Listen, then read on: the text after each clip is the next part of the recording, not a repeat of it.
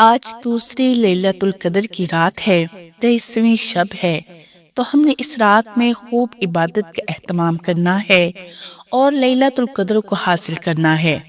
بہت سے لوگ نہیں جانتے کہ اس رات میں کیسے عبادت کریں، عبادت کرنے کا کیا طریقہ ہے، یہ رات ہمیں کیسے گزارنی چاہیے، اور بہت سارے لوگوں کے ذہن میں یہ سوال بھی آتا ہے کہ ہم پوری رات عبادت نہیں کر سکتے، تو کوئی ایسا طریقہ ہو کہ جس سے ہم لیلۃ القدر کو پا سکیں۔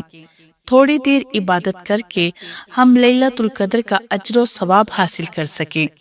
آپ لوگوں کو ایک ایسا طریقہ بتانے جا رہی ہوں، 5-6 کام بتانے جا رہی ہوں، اگر آپ یہ لیلۃ القدر میں کر لیتے ہیں تو انشاءاللہ عزوجل آپ اس رات کو پانے والے بن جائیں گے۔ آپ اس رات کا پورا ثواب حاصل کرنے والوں میں آپ کا شمار ہوگا۔ وہ کون سے 5 کام ہیں جانتے ہیں اس ویڈیو میں۔ بسم اللہ الرحمن الرحیم۔ السلام علیکم ورحمۃ اللہ وبرکاتہ۔ اور جب اللہ تعالیٰ اپنے بندوں کی طرف خصوصی توجہ فرماتا ہے، پہلی رات نے ہمیں یاد دلایا کہ اللہ کی رحمت قریب ہے اور ہماری توبہ کے دروازے ہمیشہ کھلے ہیں۔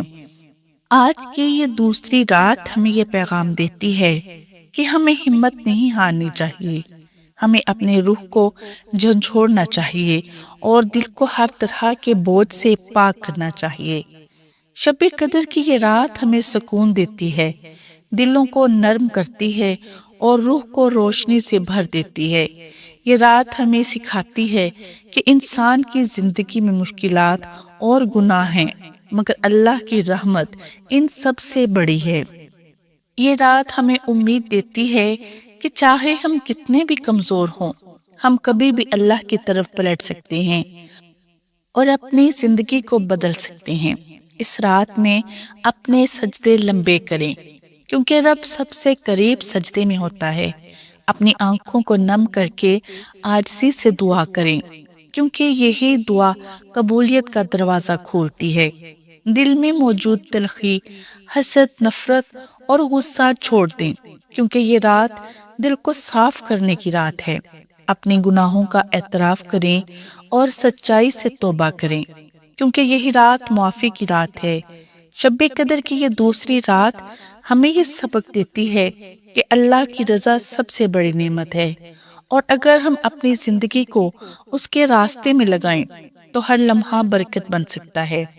فرشتے اس رات زمین پر اترتے ہیں اور ہر دل کی کیفیت کو دیکھ کر سلام پیش کرتے ہیں۔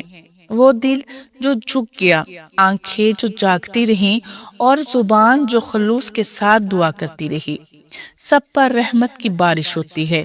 آئیے اس رات ہم عہد کریں کہ ہم صرف آج ہی نہیں بلکہ اپنی پوری زندگی میں رب کے حضور سچے دل سے جھکیں گے، اپنی زبان اور عمل سے اس کی رضا کی تلاش کریں گے اور دوسروں کے لیے بھی رحمت، محبت اور معافی کا پیغام بنیں گے۔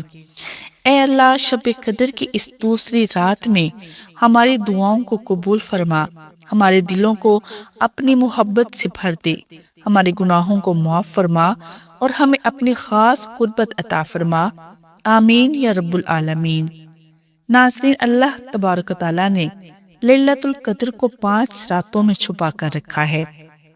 نبی کریم صلی اللہ علیہ وسلم نے ارشاد فرمایا، لیلۃ القدر کو رمضان کے آخری عشرے کی تاک راتوں میں تلاش کرو۔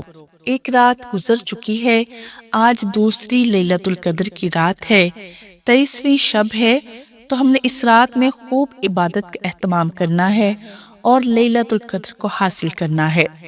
بہت سے لوگ نہیں جانتے کہ اس رات میں کیسے عبادت کریں، عبادت کرنے کا کیا طریقہ ہے، یہ رات ہمیں کیسے گزارنی چاہیے، اور بہت سارے لوگوں کے ذہن میں یہ سوال بھی آتا ہے کہ ہم پوری رات عبادت نہیں کر سکتے، تو کوئی ایسا طریقہ ہو کہ جس سے ہم لیلۃ القدر کو پا سکیں۔ تھوڑی دیر عبادت کر کے ہم لیلۃ القدر کا اجر و ثواب حاصل کریں۔ ظاہری بات ہے، صبح کام پہ جانا ہوتا ہے، ڈیوٹی پہ جانا ہے، آفس جانا ہے، گھر کی خواتین ہیں، گھر کے کام کاج کر کے تھک جاتی ہیں، وہ پوری رات عبادت نہیں کر سکتی، تو آج آپ لوگوں کو ایک ایسا طریقہ بتانے جا رہی ہوں، 5-6 کام بتانے جا رہی ہوں، اگر آپ یہ لیلۃ القدر میں کر لیتے ہیں تو انشاءاللہ عز و جل آپ اس رات کو پانے والے بن جائیں گے۔ آپ اس رات کا پورا ثواب حاصل کرنے والوں میں آپ کا شمار ہوگا۔ وہ کون سے 5-6 کام ہیں؟ یعنی یوں سمجھ لیں کہ ایک ایسا نسخہ ہے لیلۃ القدر کو پانے کا، اگر آپ اس پر عمل کرتے ہیں تو انشاءاللہ عز و جل آپ لیلۃ القدر کو پا لیں گے۔ آپ جانتے ہیں کہ لیلۃ القدر بہت فضیلت والی رات ہے۔ اس رات کو ہم نے بالکل غفلت میں نہیں گزارنا، یہ رات ہم نے عبادت کے ساتھ گزارنی ہے۔ وہ کون سے 5 کام ہیں؟ نمبر 1 پر آپ کی عشاء کی نماز اور فجر کی نماز جماعت کے ساتھ ادا ہونی چاہیے۔ آپ عشاء کی نماز بھی جماعت کے ساتھ پڑھیں اور فجر کی نماز بھی جماعت کے ساتھ پڑھیں، کیونکہ حدیث پاک میں آتا ہے کہ جس نے عشاء کی نماز جماعت کے ساتھ پڑھ لی اور پھر فجر کی نماز جماعت کے ساتھ پڑھ لی، وہ ایسے ہے کہ جیسے اس نے پوری رات عبادت کی، یعنی اسے پوری رات عبادت کرنے کا ثواب حاصل ہوگا۔ تو عشاء کی نماز، یہ فرض نماز ہماری مس نہیں ہونی چاہیے، اور فجر کی نماز بھی ہماری جماعت کے ساتھ ہونی چاہیے، جماعت کے ساتھ ہمیں پڑھنی چاہیے۔ دوسرا کام نماز تراویح تو ہم پڑھیں گے۔ قیام اللیل یہ ہو گئی، آپ تراویح کی نماز ادا کریں۔ تراویح کی نماز پڑھنے کے بعد آپ نوافل ضرور پڑھیں، کچھ دیر نوافل پڑھ لیں، 20 رکعت ہی پڑھ لیں اور 2 رکعت کر کے آپ نوافل پڑھیں۔ نوافل پڑھنے کا کوئی خاص طریقہ نہیں، جس طرح بھی آپ نوافل پڑھنا چاہیں، یعنی جس طرح 2 رکعت کر کے ہم پڑھتے ہیں، عام طور پر 2 رکعت، اس طرح آپ کم از کم 10 رکعت ضرور پڑھیں، 8-10 رکعت نوافل پڑھیں۔ اس کے بعد آپ تھوڑی دیر قرآن مجید کی تلاوت میں آپ لگائیں، قرآن مجید کی تلاوت کریں۔ کچھ نہیں کر سکتے 1 پارہ ہی پڑھ لیں، 2 پارے ہی پڑھ لیں، کچھ دیر قرآن مجید کی تلاوت ضرور کریں۔ قرآن مجید کی تلاوت کرنے کے بعد آپ نے ایک تسبیح لا الہ الا اللہ کی پڑھ لینی ہے۔ یہ بالکل آسان سا طریقہ بتانے جا رہی ہوں۔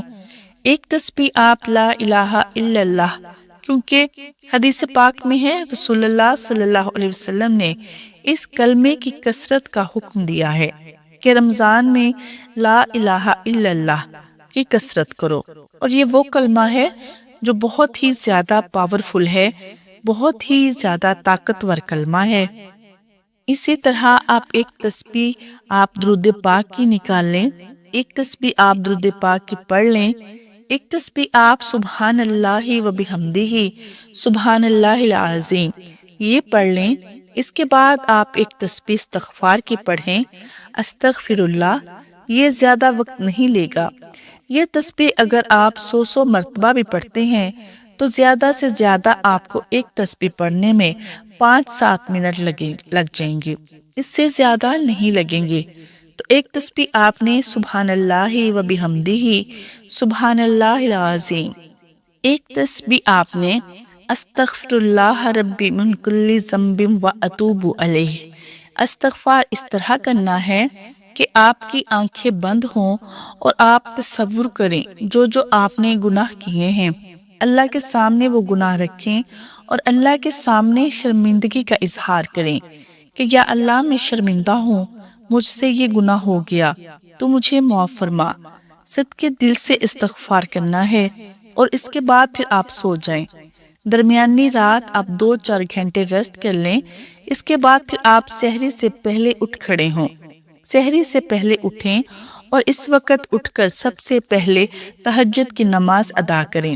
تہجد کی نماز یہ بھی ہماری بالکل مس نہیں ہونی چاہیے۔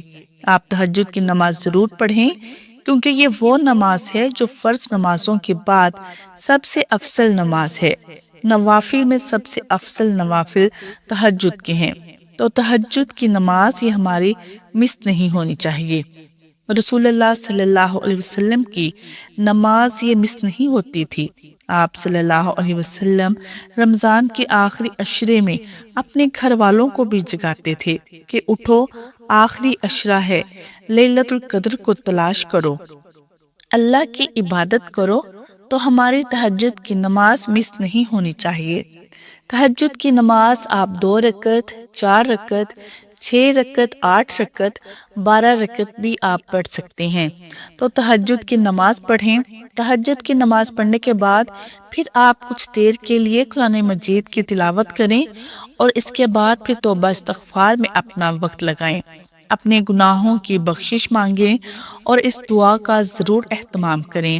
ایک دعا جو رسول اللہ صلی اللہ علیہ وسلم نے سکھلائی ہے ام المومنین حضرت عائشہ صدیقہ کو، کہ جب آپ نے پوچھا کہ یا رسول اللہ صلی اللہ علیہ وسلم، لیلۃ القدر کو اگر میں پالوں تو اللہ سے کیا دعا کروں؟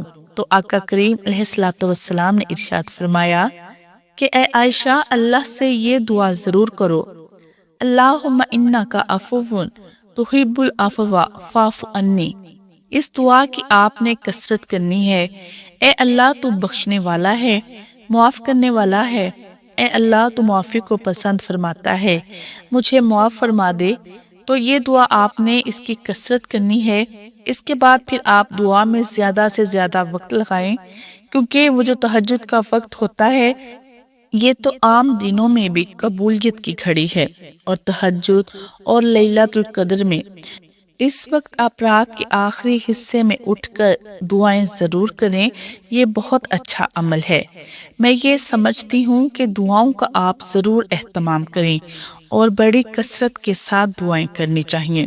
اللہ سے مانگتے رہیں کہ مانگنے والوں پر اللہ کو پیار آتا ہے۔ جو اللہ سے مانگتا ہے اللہ کو وہ شخص بہت پسند ہے۔ اور تہجد میں اٹھ کر آپ رو رو کر گڑ گڑا کر اپنے گناہوں کی بخشش مانگے۔ جو بھی مسائل ہوں، رزق کے، دنیاوی جو بھی پرابلمز ہیں، آپ اللہ کے سامنے مسائل پیش کریں کہ یا اللہ میرا فلاں مسئلہ ہے، یا اللہ میرا فلاں مسئلہ ہے، رزق کا پرابلم ہے، گھر کی پریشانیاں ہیں، یا اللہ بیٹیوں کی شادیاں ہیں، کوئی بھی پرابلم ہے، 100 مسائل ہوتے ہیں انسان کے ساتھ۔ تو اس وقت دعا کا ضرور اہتمام کرنا ہے۔ آپ دعاؤں کا ضرور اہتمام کریں۔ تہجد کے وقت جب آپ اٹھیں تو اس وقت بھی دعا کا ضرور اہتمام کریں۔ اس کے بعد پھر سحری کریں۔ سحری کرنے کے بعد آپ نماز فجر ادا کریں۔ فجر کی نماز کے بعد تھوڑی دیر ذکر و اذکار وظائف میں آپ لگائیں۔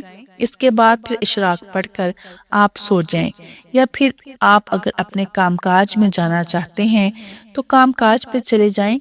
تو اس طریقے سے آپ یہ 5-6 کام کر کے اس رات میں عبادت کر کے آپ اس رات کو پا سکتے ہیں۔ یہ ایک نسخہ ہے۔ اللہ تعالی ہم سب کو اس رات میں جاگ کر عبادت کرنے اور اپنے گناہوں کی معافی مانگنے کی توفیق عطا فرمائے اور ہمارے حال پر رحم و کرم عطا فرمائے، آمین۔ ناظرین، آج کی یہ مقدس رات ہمیں یاد دلاتی ہے کہ اللہ کی رحمت ہمارے قریب ہے اور اس کی توجہ ہر دل پر ہے جو سچے دل سے اس کی طرف مڑتا ہے۔ یہ رات ہمیں سکون دیتی ہے، دلوں کو نرم کرتی ہے اور روح کو روشنی سے بھر دیتی ہے۔ آئیے اس رات کا اختتام یہ سوچ کر کریں کہ ہماری ہر دعا، ہر سجدہ، ہر عاجزی اور ہر ندامت اللہ کے حضور پہنچ گئی ہے۔ ہمیں اپنی زندگیوں میں یہ عزم کرنا چاہیے کہ ہم نہ صرف آج بلکہ ہر دن اللہ کی رضا کے لیے جئیں گے، اپنے دل صاف رکھیں گے اور دوسروں کے لیے بھی محبت اور معافی کا پیغام لے کر چلیں گے۔ اے رب، شب قدر کی اس رات کی برکتیں ہماری زندگیوں پر نازل فرما، ہمارے گناہوں کو معاف فرما اور ہمیں اپنی قربت سے نواز، آمین۔ اللہ تعالیٰ یہ رات ہمیں لیلۃ القدر کے اندر نصیب فرمائے۔ مجھے اپنی خاص دعاؤں میں یاد رکھیے گا۔ اس ویڈیو کو شیئر کر دیجیے گا تاکہ دوسرے لوگ بھی اس سے فائدہ اٹھائیں، اور لائک کرنا بالکل نہیں بھولیے گا۔ جزاک اللہ خیر۔